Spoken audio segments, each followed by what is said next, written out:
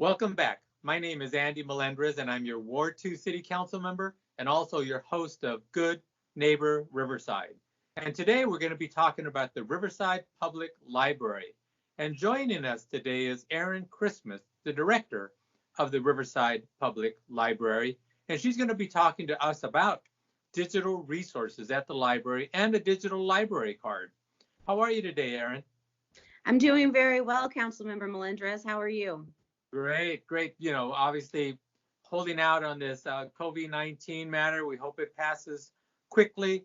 But as a result, it seems like we're finding new resources in our library and more digital resources.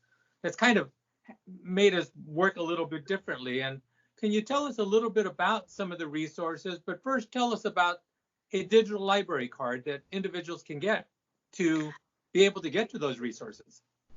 Sure. So the library realized that we weren't able to make traditional library cards with people coming into the library. So we wanted to get a new option for those people that don't already have a library card in our community. So we launched a digital library card. It's very easy. It's a 4-step process to get your card. You go to the library website, which is riversideca.gov/library. And with that, once you get there, you can go to get a library card, select that icon, and then you're able to create a library card. Remember your barcode and your PIN. And once with that information, you can log on to our various resources. Great. Now, what if you already have a library card? The great thing is, if you already have a library card, you don't need a new one. Your current library card works perfect for all of these resources already. Great. So I guess those numbers would be on the card that you press in to. Yes, the numbers are on the back and they start with 10001. And that's the beginning of your library barcode number. You just flip your card around and it's on the back side of it. Great. All right. So the types of services that are available. First, you get a digital library card. Great thing is you have access to the library 24 hours a day now. Mm-hmm. And then I was on the site and saw the large number of books that individuals can check out. Tell us about that.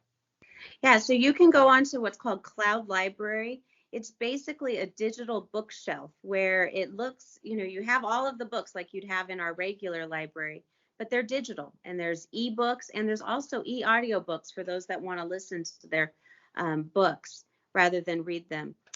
With that, you just go onto that website, you use that barcode and that PIN number that you created to log in. You check out a book just like you do in the library. The best part, though, is that it automatically returns for you, so you miss out on any opportunity to accrue library fees or fines at the end of your checkout period. There's books available for people of all ages, kid books, teen books, adult books.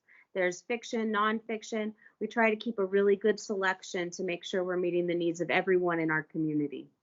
Great. So you check out a book online and it automatically returns it to you. It gives you the amount of time that you have to check that book out. And when that time period is expired, it automatically returns it for you. Yes, which is one of my personal favorite features. That way I don't forget to return books on time anymore. It really helps me out personally. You're able to check out 5 books at a time. They're for 2 weeks.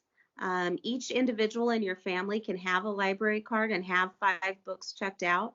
So if you have 2 little ones who are home from school right now, make sure they have their own library card. If you need to, make sure you sign up for a digital library card for them. Great. And now, are there any other resources, periodicals, magazines tell us about that? Yes, we have a number of periodicals that you can look at. We have Spanish or language learning opportunities online. We have practice tests online. We have reference materials. We have access to the Press Enterprise, full digital access to the Press Enterprise. So it can really help you out while you're at home right now to have all those standard resources you'd get at the library, but from home. Great. Now it looks like when I went on to the site, it looks like the city of Riverside contracts out some of these services, or it connects with a larger source of books. So you have a broad variety of books that you can select from. I think I saw cookbooks, baking books, a few other Yep. things on there. Tell us how that is working with the library. Sure. So Cloud Library is an amazing resource. We purchase titles, but we also work with other jurisdictions locally that are also members of Cloud Library. We pay a slightly bit more amount of money for it, but it gives so much greater access to our community members on books they're looking for. And something for community members to remember, if they're not able to find what they need, you can put in 2 requests per month of titles that you would like to see on Cloud Library from your local library, and we can evaluate that purchase decision and likely purchase those materials to make sure they're available for you.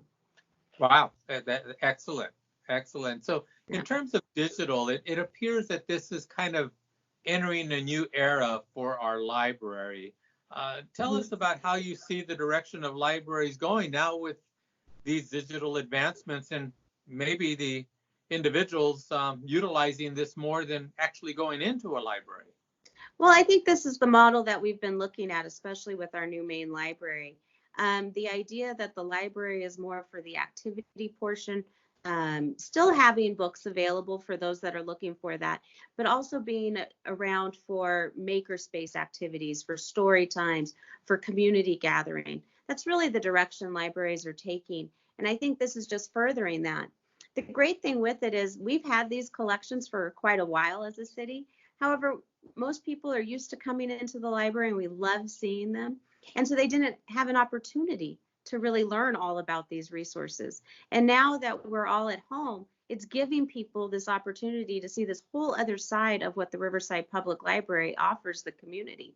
It really is changing how people are seeing the library and able to access materials in different ways than they're used to, which is wonderful. Right. So individuals will be able to do some research, check Mhm. out books, Yep. review periodicals, magazines. You have a pretty much everything. Not well. What things don't you have online that you're going to be working on and expanding onto? Sure, we're looking at some different resources. There's some video resources that you can provide. Similar to Netflix, it's a much more limited set of titles. So that's one thing we're looking at. And we're also looking at some music resources so you can download and have some music, kind of like, your Apple Music, your Amazon Music. It's that concept. But again, it's free because it's from your local library. Those are two things to be looking forward to in the next year, year and a half. Great. One of the things that this reminds me of is when I was growing up, there was a program called Romper Room. I don't know if you remember Romper Room. No. Yeah, well, Romper Room, let me tell you a little bit about that. It was like a kindergarten room, and you would watch it on television, and Fun. the individual would read you a book, and they would be reading it to you. They had this magic mirror, and the individual would be able to see individuals and call out their names, but at the same time read a book to the children. Oh, And that's it would awesome. appear that the library might be able to do story time if individuals were not able to access the library, maybe digitally. Is that anything that the library is considering or maybe looking at in the future? Maybe online lectures that I guess other nonprofits do at the libraries. It just seems like it would be kind of a natural progression of the service. Definitely. I think all options are open right now. We have done some recording of some of our local elected officials. I think you might have read a couple books, council member, and we'll be getting those out on our webs or on our social media streams in the next few days to really show our kids, to have some books read to our kids and to our parents. I know that for me, one of my greatest joys, even as an adult, is having someone read a book to me. And so I think it's going to be an awesome way for us to bring that feeling to people's homes for them during this otherwise pretty stressful time. Great. Well, thank you for joining us today and giving us an update on what the library is up to. The digital library card sounds wonderful, and also the digital services that you have available, the resources you have available. So there you have it, Riverside Public Library. All the things that we are doing to make sure that we remain connected with the city of Riverside. Aaron, you're doing a wonderful job. Thank you for joining us today, and we'll see the rest of you the next time. Thank you for joining us.